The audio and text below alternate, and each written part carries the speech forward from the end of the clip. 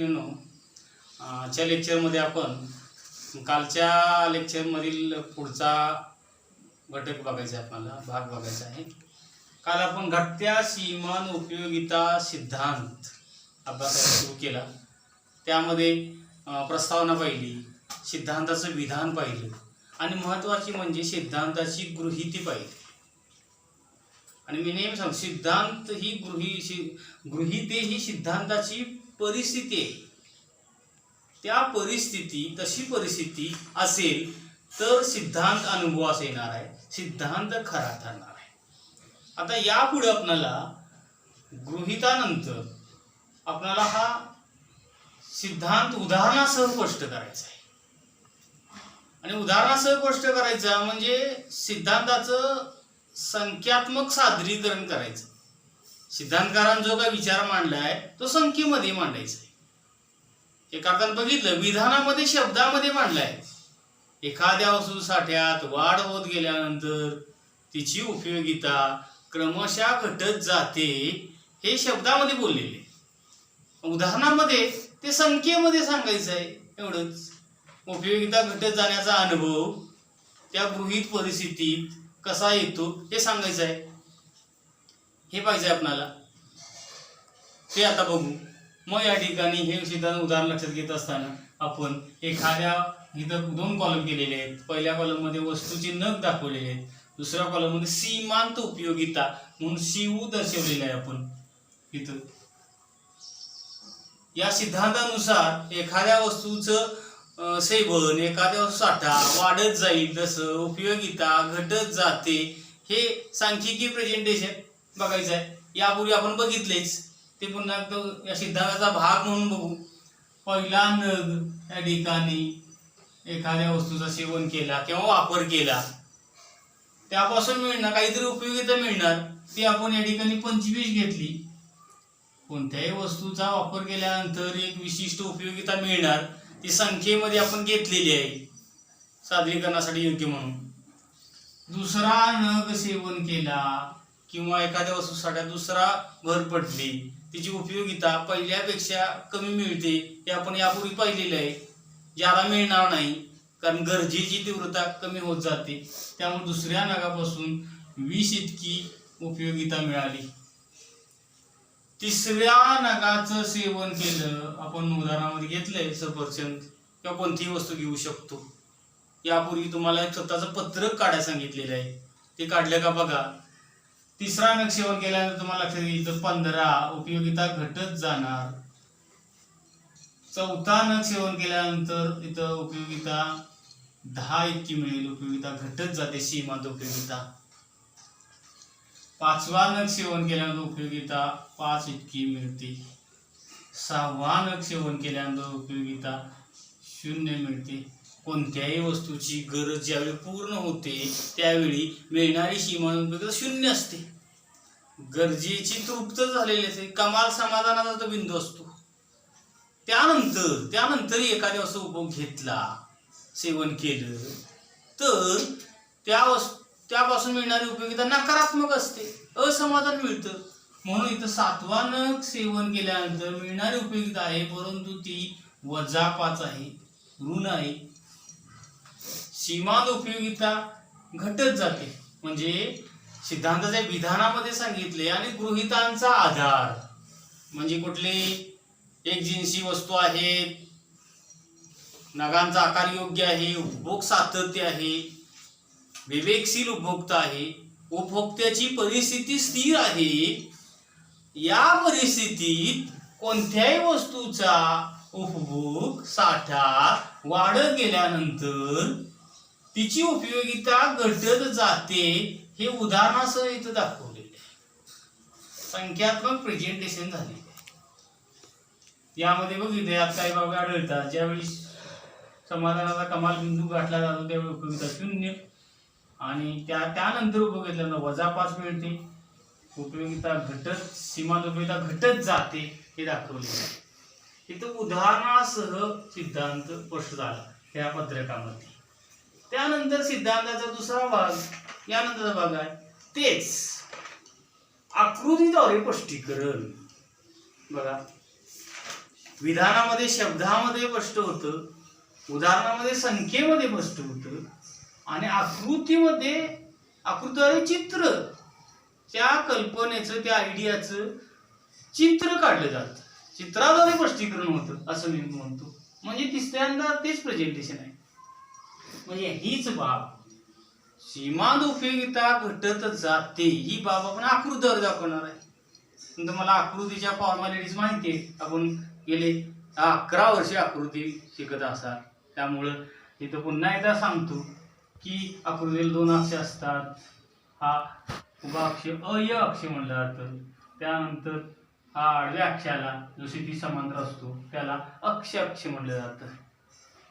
पहिल्यांदा अक्ष काढायचे, आकृती काढण्याचे काही तत्वे आहेत. पहिल्यांदा अक्ष काढायची, अक्ष काढल्यानंतर अक्षावर चल दर्शवायची.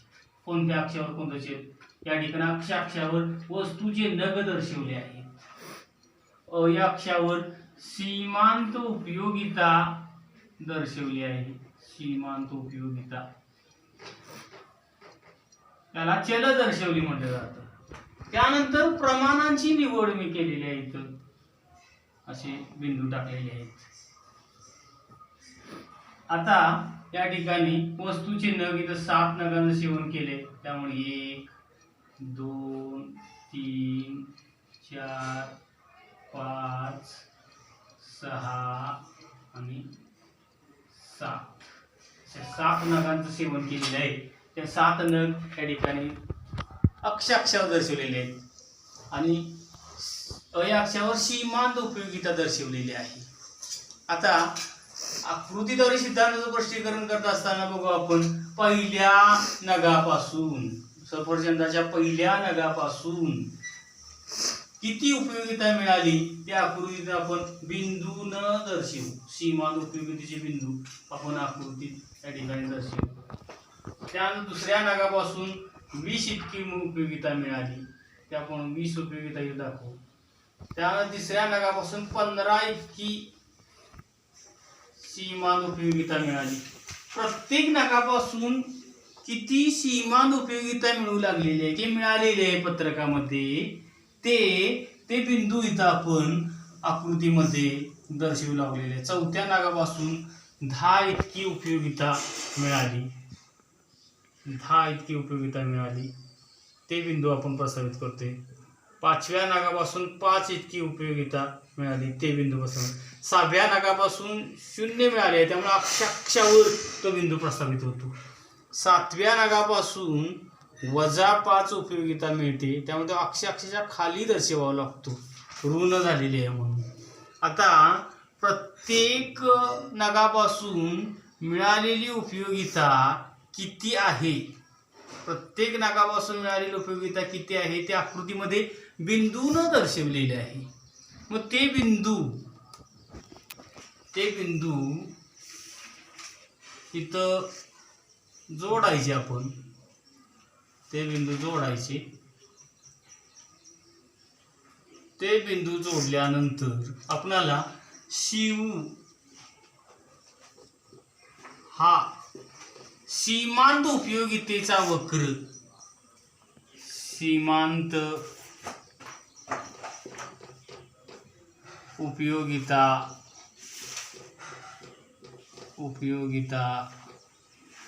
वक्र मिळतो, तयार होतो. हा वक्र डावीकडून उजवीकडे वरून खाली येणार आहे. कसा आहे तो? डावीकडून उजवीकडे. आकृती ही डावी बाजू, ही उजवी बाजू, हे वर, हे खाली, डावीकडून उजवीकडे वरून खाली येणार आहे. आता आकृतीद्वारे हे स्पष्टीकरण झालं. आकृतीचं वाचन हा एक भाग असतो.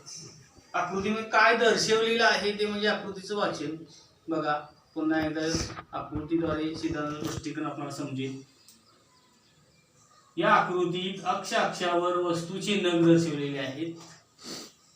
या अक्षावर सीमांत उपयोगिता दर्शवलेली आहे. वस्तूच्या प्रत्येक नगापासून मिळालेली सीमांत उपयोगिता किती आहे ते आकृतीत प्रथम बिंदूंनी दर्शवलं. ते बिंदू जोडल्यावर शिव हा सीमांत उपयोगितेचा वक्र तयार झाला. तो वक्र डावीकडून उजवीकडे वरून खाली येणार आहे. सुरुवातीपासून सीमांत उपयोगिता घटत आहे, त्यामुळे तो वक्र असा ऋणात्मक उताराचा निगेटिव्हली स्लोपिंग झालेला आहे. 6व्या नगाच्या सेवनाळ उपयोगिता 0 आहे. समाधानाचा कमाल बिंदू गाठलेला आहे. त्यावेळी शिव हा वक्र अक्षाला स्पर्श करतो. आणि 7व्या नगाच्या सेवनावेळी सीमांत उपयोगिता ऋण आहे, त्यामुळे तो अक्षाला छेदून खाली गेलेला आहे. याद्वारे सीमांत उपयोगिता घटत जाते हे आकृतीद्वारे इथं स्पष्टीकरण झालेले आहे. या पद्धतीनं आपण हा घटत्या सीमांत उपयोगितेचा सिद्धांत या ठिकाणी पाहिला. यापूर्वी म्हणलं होतं आपण सिद्धांत म्हणजे एक थोडी अवघड गोष्ट वाटते, परंतु सिद्धांताचं एकत्रित स्वरूप आपण लक्षात घ्या. काय काय असतं सिद्धांतामध्ये? सिद्धांताची प्रस्तावना असते.